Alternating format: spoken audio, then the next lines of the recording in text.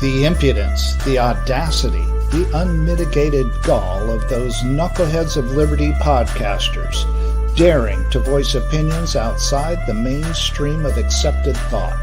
Listen if you dare. It's angry, it's funny, it's even sometimes sad, but it's always based on freedom and justice, as you will see. Here's our host, Jason McPhee.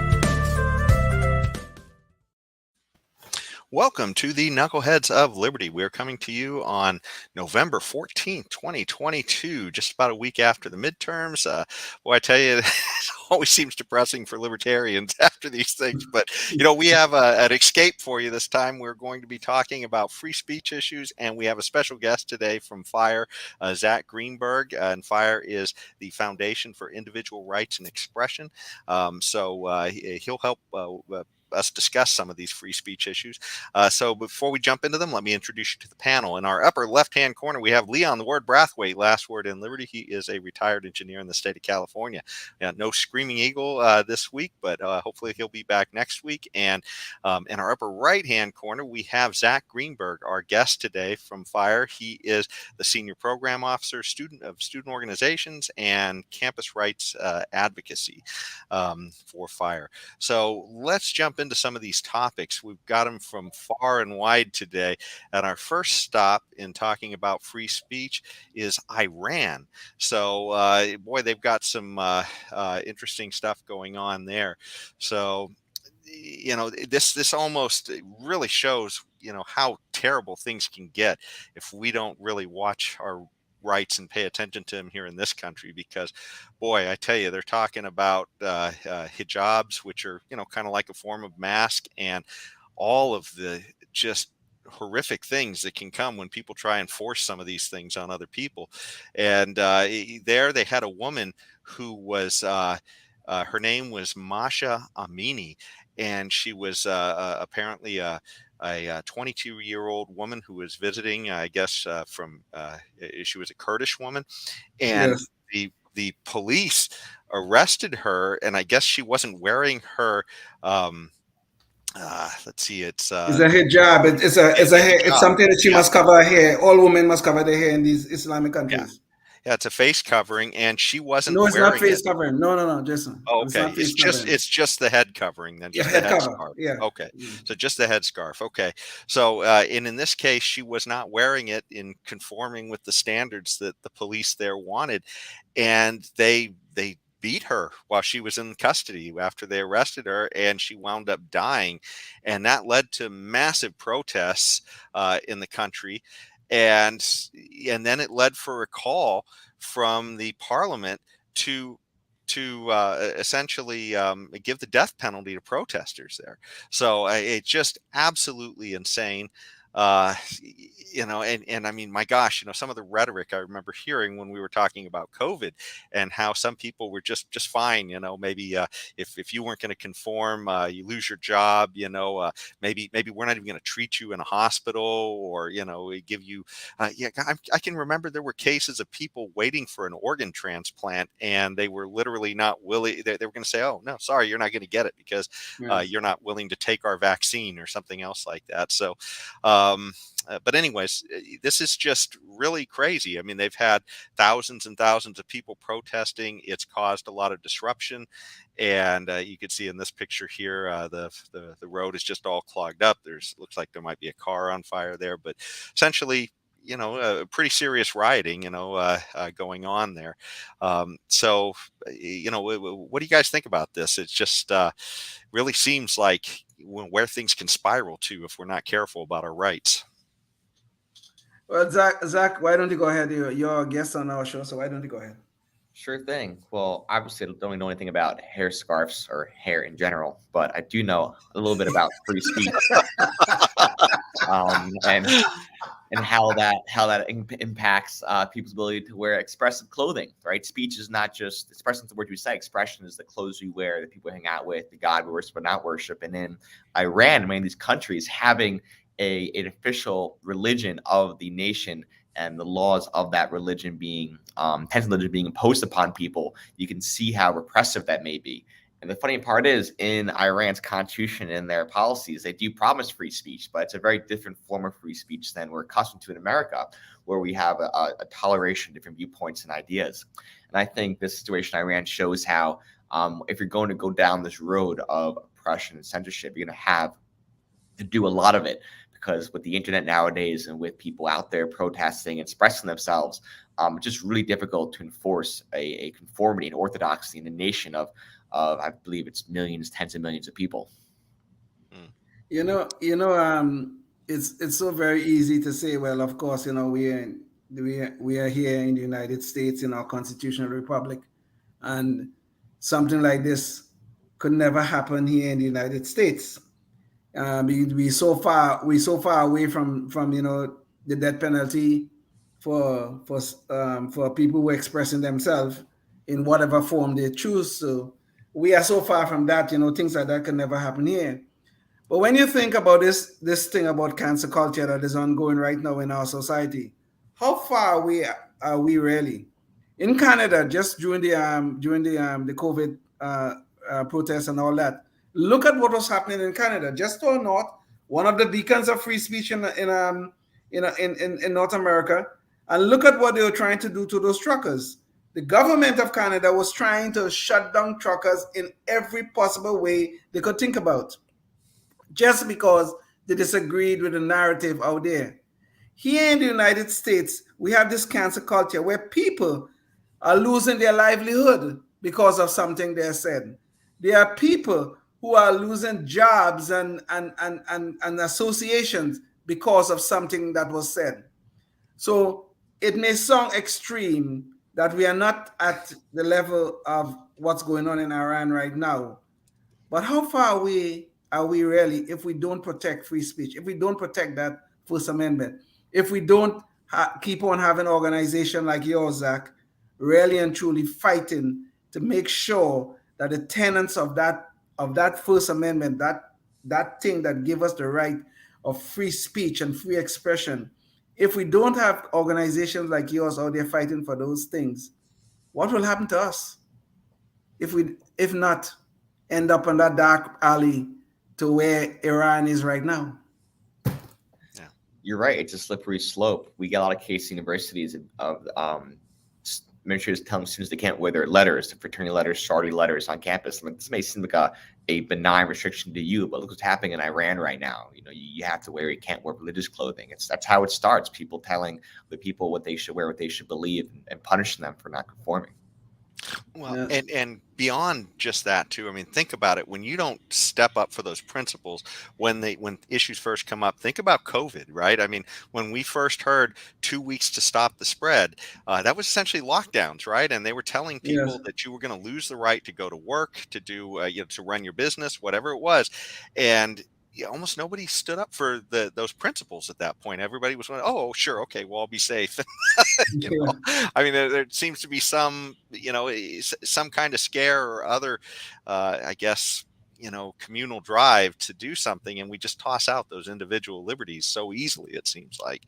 But you see, what is happening is that government officials or maybe administrators on campuses, they inject this fear into society. They inject this thing. Oh, goodness, COVID is going to kill us. So we have to give up our rights. Oh, my God, somebody will be offended. So we have to give up our rights. Oh, my God, if we don't do this, some disaster is going to befall us. Maybe, like climate change. Oh, my God, we got to do something. And every time we have to do something, that something is giving up our rights of speech and expression. And that is the problem, is this injection of fear into society. And that's what's going on in Iran right now, is that they are terrified at the prospect of people being able to freely express themselves, whether it's not to wear the hijab or not to criticize some aspect of an Islamic society. They are terrified of it, because what will happen? They'll lose control. So every time you see these things of where people are telling us, oh, we have to give up our rights, every single time it involves violations of the First Amendment. Every single time. Violation of a universal concept, well, it should be universal concept of us being able to freely express ourselves.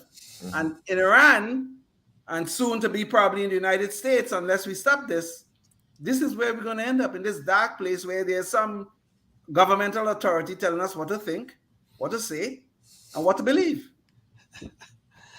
Well, it's kind of funny too, Zach, because when you mentioned the not being an issue or an expert on hair, I was I was thinking about the Taliban. When they came into power, they literally said all men have to have a beard that is a certain length long. It had to be, I think it was a 6-inch beard or something like that, and it couldn't be longer, couldn't be shorter. It had to be exactly a certain length. So it is absolutely goes to crazy levels. It seems like, at least with respect to individual liberty.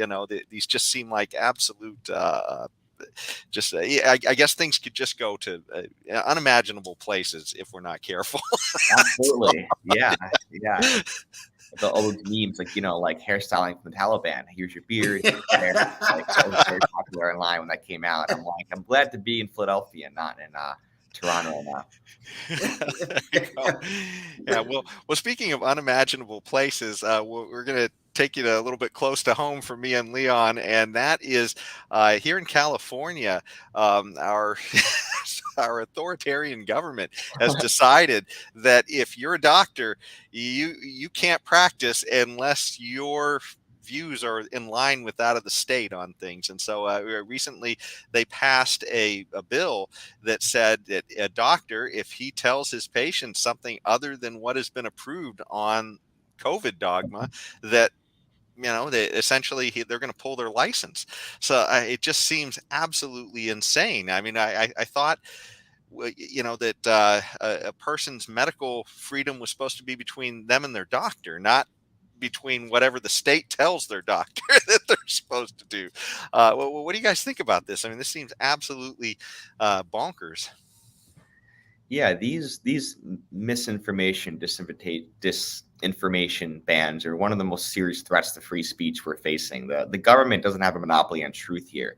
Allowing individuals, especially professionals like doctors, to come to their own medical consensus is the most important thing we have for the advancement of our society.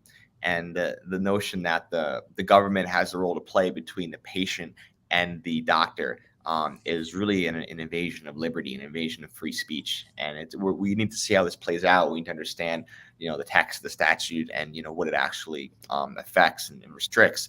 But just the overall notion that doctors can be punished for unprofessional conduct akin to, botching a surgery or prescribing, wrong advice because they give their patients choices is egregious. This whole thing about COVID and the and all the issues surrounding this thing about censoring doctors. This thing started during the pandemic. I don't know if you guys remember. There were several doctors. Here in California, Jason, I think you remember this. There were several doctors who, I don't know if their license were actually pulled, but they certainly were threatened with losing their license if they were prescribing hydroxychloroquine to any of their patients. I mean, this is a potentially a real problem where when we're talking about quote unquote reproductive rights, one of the big things they always talk about is that this have to be an issue between the doctor and the patient and all that kind of stuff and things like that. But when we're talking about COVID, now they're telling us it's not between the doctor and the patient, it's between the doctor and the patient and the government. And this is a real problem because look at what was happening at the federal level. If you guys remember, Biden and company was trying to form this disinformation governance board. Yeah. Imagine that the government, the federal government in the United States, which is the biggest emitter of disinformation and misinformation, is now trying to tell us what we should believe. If you just think about the absurdity of that. But this is the path we are heading on. You see, first they were trying to do this disinformation board or whatever the hell they were going to call it. Now we have Gavin Newsom and company trying to do this. Oh, we're going to pass this law and then we're going to punish doctors if they don't conform to the narrative as prescribed by the government. I guess they're saying it's a medical board, one of the medical boards or whatever. But all of this is this dark path that we're heading down, where free speech don't mean as much. And we have to stop these things. And this is where organizations like Zach's organization have to be with us fighting against these people. We really have to fight this. Otherwise, you're going to end up in a dark place. Find the good fight. It's funny with the pandemic. There's a report, and one thing I like to talk about in China, 2019 November, where a scientist was saying there's a newfound disease going around affecting people and killing them in Wuhan. And that guy, the first guy who was like, this is an issue here, was jailed and punished, and you haven't heard from him in a couple of years. They probably got to his family. So this whole thing started really with censorship, with repression, going back years, and it's continuing to this day, using COVID and coronavirus as an excuse to, make sure people conform and say the right things. Well, not only that, we can't even get straight stories about if American funding was used in these laboratories and everything else. So, I mean, there's just all this suppression of information that should be public information. So it's just bonkers one way or another. But the other thing that's a little bit crazy here too is that when we're talking about doctors, I mean, this really is a sort of an extension of science here that we're talking about, and what science is about is people questioning, and Exactly. so maybe your doctor sees something that's a little bit different with you, because we're all different. We're not all the exact same individual, and so we may all have slightly different needs. And the idea that some government body is going to have one size fits all solution for everybody, it just seems counter science anyway. So. Yeah. And there's a presumption in here that the governments have some sort of monopoly on truth, or on science for that matter. Yeah. So absolutely bonkers. I did have one other question for you, Zach. Is this something that will potentially could go to the Supreme Court or something like that as a constitutional issue, this case in California, or is this something that is probably just going to have to be something that's worked out within the state? It's a good question, because it's a tricky constitutional legal issue, because the government has some role in establishing medical standards, right? Doctors get their licenses from these licensing authorities. And, if doctors are out there prescribing people to drink bleach, obviously that's an issue, right? You can kind of come down on that and suppress their speech, their advice that way. So it's more of an issue of shared governance of how egregious the restriction is and how tailored it is towards medical necessity. And so this is a situation where you really got to just kind of look at the statute, devils in the details, figure out what's being restricted here. And it could be challenged. I'm sure doctors, like lawyers, are very litigious. They'll lawyer up and get this, at least in some court in California. And I'd be curious to see how the judge rules. Okay. Well, Wow. I guess, now it's probably a good time to shift to a more local level. So we've been to sort of the international level, then we've stopped at the state level here in California. And now we're jumping over to Michigan, where they had a mayor in a town of Eastpointe. Maybe we could get the visual up on this one, James. She literally, it's a city council meeting where it's open to the public to give comment, and the public shows up. And the mayor, that's this woman right here, she literally would not allow anybody to speak. As people tried to speak, she just drowned them out, saying, "I'm not going to allow you to slander me or criticize me." And so they didn't literally even get their chance to speak, which is insane. And you guys are involved in this, I understand as well, Zach. Could you tell us a little more about the story?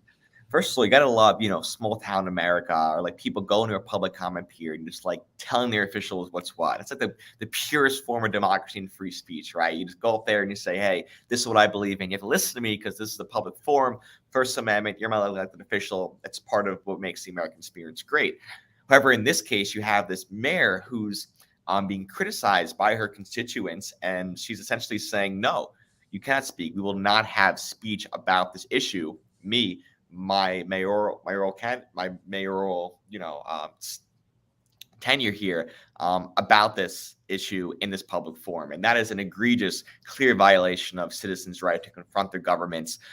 It's why the colonists broke away from King George, right? It goes back a long time, holding our elected officials accountable, just being able to bring our grievances to them. And it's clear viewpoint discrimination, and Fires actually filed a lawsuit against the mayor and the government there to vindicate the citizens' right to speak and to send a message to really all local governments across the nation that they have to, if they're going to be a leader in America, if you're going to be an elected official, a government official, you have to allow people, your constituents, the right to confront you and speak to you and talk about any issue they want. It's really kind of funny. You see this authoritarian tendency in some of our government officials. This woman in particular. I mean, she's not alone. Even though it's really horrible what we're seeing here, but she's not alone in the attempt by government officials to attempt to limit speech. We have seen this all over the place. Even that disinformation board that we were talking about here a little while ago, that really was an attempt to limit speech. That's really what it was. They didn't want certain kind of speech to be in the public square. And they will come up with this board and we're going to say, well, what is disinformation? What is misinformation? And all that kind of nonsense. But this trend, this woman just represents a trend of the authoritarian tendencies of government officials to tell us that we can't speak in certain places. If you look at what was happening in Loudoun County in Virginia, when they were having a lot of debates about the activities of the school board, the school board. That was a school board case, yeah. But those are elected officials, and even there, they were trying to limit speech. They didn't want certain people to say certain things and all that kind of stuff and things like that. Actually, one father whose daughter was raped in one of these schools, he was arrested. Mm-hmm. Okay, they said, oh, he got a little bit rowdy and blah blah blah and that kind of stuff and things like that. But who the hell wouldn't get rowdy if your daughter has been sexually assaulted? Who the hell would not? Okay? Right. Well, and it turned out that what he was getting upset about, the father, was that the school board was literally lying about what had the events that had transpired about his daughter to the whole group, to the whole meeting there, and so he was upset about it, and so the police then tackled him and arrested him, and it was just terrible. They were trying to cover it up, right? They're trying to cover it up. So but the whole idea, the whole thing about these things and some of these school board meetings and now this city council stuff like that is this trend by elected officials to limit speech that they don't like, and that's a real problem. It's a real problem. Absolutely. Yeah. Yeah. Well, now that we've talked a little bit about local government as well, let's jump to the college campus, because that's sort of the bread and butter of FIRE. And boy, we've seen a lot of videos of people protesting and trying to shut down speech and in some case classes at colleges. Well, this is kind of an interesting one because, and this one is a recent article up on FIRE's website, so you can go find that. They published that on November 10th. But this is essentially a class on that were a seminar that was teaching about the problems of whiteness, which seems like kind of a suspect course to begin with. But the point was that there were a bunch of death threats that came in to against the professor in order to get them to cancel the class. And so they didn't wind up canceling it. They wound up kicking it to the next semester, I guess. Yeah. And so they're going to rerun the class then. But it does bring up kind of a whole bunch of, sort of weird issues. I mean, one is, maybe is there an issue with a class that's being taught that sort of seems to discriminate potentially against one group of people that is, it seems like it's a public university. I think this is the University of Chicago here, but no, I think the university is a private school, isn't it? Is the university a private school? I think it is, isn't it? Is it? Okay. The private school, yeah. Yeah. Okay. So it's a private school, but still they're taking some, public funding and all that. But still, even then, if that's the problem, should we still have issues of people, throwing death threats at people in order to get them to shut up? And then to top it off, it does bring up one other question in this crazy time that we're in, when I guess, it doesn't matter what you do. It sounds like you can get some death threats out there. Then I guess, are they reacting too severely to this as well? Wondering, that they even need to cancel the class. So I don't know. It seems like there's a bunch of issues going on here. But certainly, as a libertarian, I definitely hate the idea that somebody is having to be quiet because somebody's threatening to kill them. What do you guys think about this?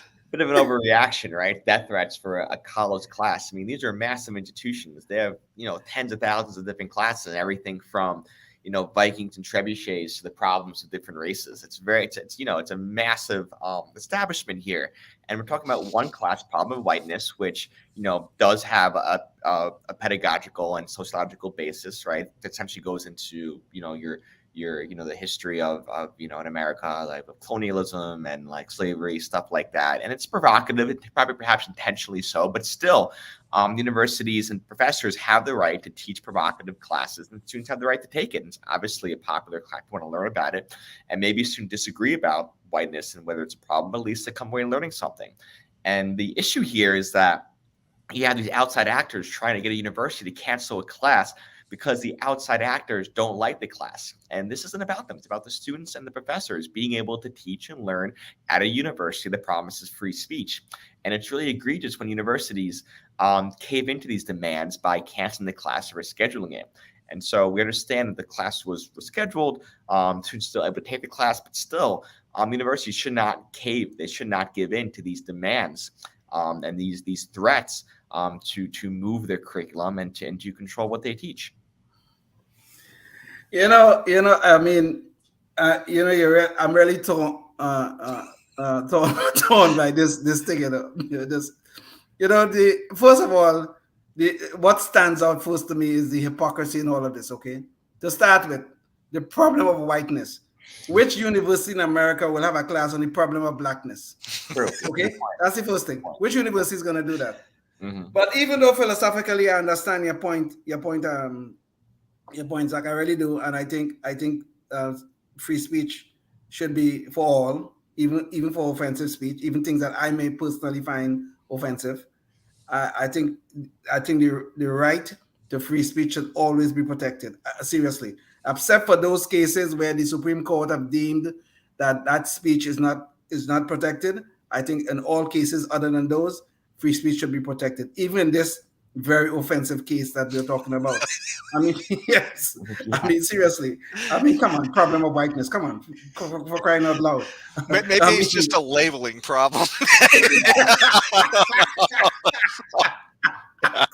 Call it sociology 101, right? Don't call it problem of whiteness. Call it something else. The funny thing is, with most of these classes, if they didn't, if they just had a sleeper of a title, nobody would ever even, get upset about it. No, right? And I am sure there are many campuses and courses throughout America where they're going to probably be teaching the very same material in the class. Yeah. But with a different name, right? Right. Yeah. Is it the title that's important, or is it the material? That's a really good point. Yeah. Well, and that is funny too, because we've heard about these issues with the label CRT and whether or not they're actually teaching it. The point is that there's concepts that are sort of leaking in from that, where they're even talking about in places like California that math can be racist, and I mean it's just like it's the most objective of categories. And the funny thing was, I remember when they were canceling the using the SATs in the UC system because of some of these issues where they were saying, oh, well, these things are, we don't like the way that they're metricing, different racial groups. The funny thing is that the foreign students who were coming in were smashing these tests on the math, which means this has nothing to do with race on the math, because I mean they would be the most disadvantaged group of all if there's some cultural bias. You would think so, right? You would think so. Yeah. So it's but well, yeah. I don't know if you guys are ready to move on from this one, or you have any more on it. No, it's just that I mean, at the bottom line, truly, I would like free speech to be protected in all cases. I mean, I'm sure Zach is familiar with the very famous case from the 1960s that before the ACLU became woke, they were defending that march by the Nazis in Stokey, Illinois. Oh, absolutely. I'm sure you're familiar with that case. And I personally find the Nazis very offensive, but I think the ACLU was absolutely right to defend their right to free expression. I really believe that. But nowadays in our snowflake society, but the snowflakes are becoming, to me, quite prominent, at least in the news, and stuff like that, where offensive speech, quote unquote offensive speech, now they're trying to shut down the speech that they think is offensive. Mm-hmm. No, we can't allow that. We really can't. We cannot. If we do, we're going to lose ourselves. We're going to lose our constitutional republic. 100%. Well, shifting now to the last topic, our Knucklehead Noise Patrol, where we try and find something a little bit silly or crazy that some politician or media personality has said recently. This is sort of tied to the education thing almost, because Joy Reid recently on MSNBC's one of their hosts on November 3rd, she said that essentially that people just don't use the word inflation in normal conversation, which it's kind of a strange thing, and maybe in some ways, but there might be some truth considering how badly our policy leaders do on economics and the inflation we're currently seeing. But it's just crazy the level of, I guess. Oh gosh, I'm trying to think of the word. It's almost pandering or whatever to think that people are so uninformed that they don't even know what this word is. And what she actually said was the only people I ever hear use the word inflation are journalists and economists. So that is not part of the normal lexicon of the way people talk. So it is interesting that Republicans are doing something that they don't normally do, right? Which is to use the common tongue, not just common English, to sort of use their campaigns like they do with crime. But that they've done is they've taught people the word inflation. Most people would have never used that word ever in their lives, are using it now because they've been taught it. So I don't know what we would call it if we didn't call it inflation. Inflation, yeah. We just say, when I become president and when I stop being a free speech absolutist, I'm gonna shut down Joy Reid's free speech rights. Honestly, I am. That woman is so joyless. I don't know why her name is Joy Reid. It should be Joyless Reid. This woman is a moron. I mean, oh God, please help us with this stupidity. And I wouldn't shut down her free speech because I disagree with her speech. I'll shut down her free speech for her stupidity. I really would. Seriously. All right, YouTube, I'm joking, okay? Yeah. Any thoughts on inflation, Zach? There's a lot to say about this case, but I'll just say this, that there's a lot of attempts by the left and a little bit by the right also, mostly in Trump's era, to like redefine what words mean. Yes. Like inflation's a word, that's a specific meaning in economics terms, right? But people don't say that word, say this word, don't use that language, use this language. It's pretty it's a very subtle form of manipulation and control, right? Say, we're not going to use these certain words anymore. So I'm always skeptical of those attempts, especially by authority figures, like the presidents and by people, leaders in their field about these issues. So I'm very skeptical, and inflation's happening. Everyone knows it's happening. Economic illiteracy is also rampant. So I think teaching people what these words mean and what's happening is always a good thing. Well, and it's quite Orwellian. I was going to say too. Orwellian, yeah, it's a good word for it. Yeah, I mean, redefining these words on the fly, and we saw them do that with recession as well. We had entered the technical definition of a recession, and then they said, "Well, it doesn't feel like a recession, so we're not really in a recession, but maybe later we'll be in." Yeah. I'm like, is it or it's not? Like how dumb do you think we are? Like everyone's paying more gas, right? It's like pretty obvious. Yeah. I mean, Zach, I know I'm not trying to make it political here, okay? No, it's cool. But this is a problem that we've seen with the left quite a lot, is the redefinition of words. I mean, frankly, I was joking about Joy a little while ago. I mean, if Joy Reid have her own program and she wants to talk this nonsense, she is free to do so. But this is a problem that we have on the left. Look at this thing they call diversity, inclusion, and equity, which is, if you look at the acronym, it's really DIE. But if you look at that thing, who's going to be against diversity? Who's going to be against inclusion? Who's going to be against equity? But when you dig down into the weeds of that thing, you see what they are talking about, and it's nothing but a form. Well, it's a new Jim Crow rally. That's what it is, where they're segregating people, and the idea is the very thing that promotes and further our free speech right. They want to limit that, having all of these. Everybody must be in the little box. Everybody must be in the little pigeonhole. And if you are black, you could only think and believe these things. And in some cases, you could only vote for these kind of people. If you're white, well, of course, the white people, well, they have a whole long racist history. So we have to be careful of what they say and what they do. And this is how it goes on. That they want to put everybody in these little pigeonholes where where interaction is not even part of our American experience. And all of that is in this critical race theory and this diversity, inclusion, and equity. But we are living in a time that is dangerous. And I know we are joking about Joy Reid, but we are living in a time that is dangerous, where free speech is under attack, just like the Second Amendment is under attack. And we have to stand up and we have to fix this before we go too far along this path.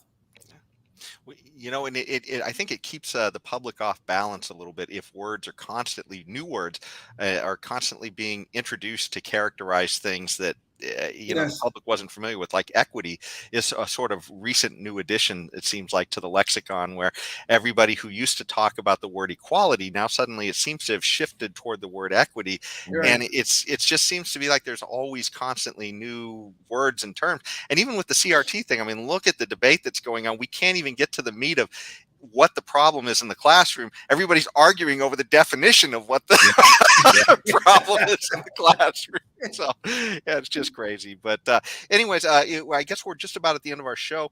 So Zach, did you have any last thoughts or any thing that you wanted to direct our listeners to with FIRE? I just want to say thank you for having me. We're at thefire.org. We're always happy to hear from people. If you want to talk about free speech, have a free speech yourself. And of course, if you're a student or professor on a college campus that's been censored, submit a case, let us know. We're here to help defending your rights. Awesome. And James, could you throw up the website real quick just so people can see it? Awesome.